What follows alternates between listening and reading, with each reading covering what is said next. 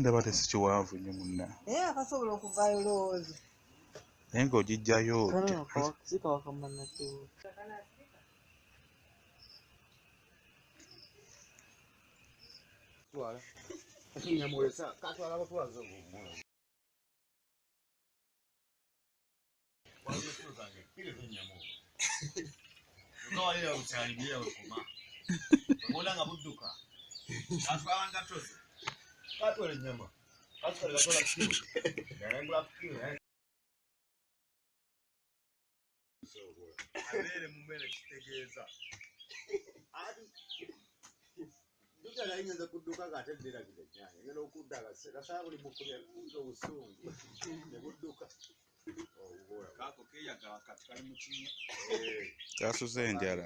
kasuze enjala kati.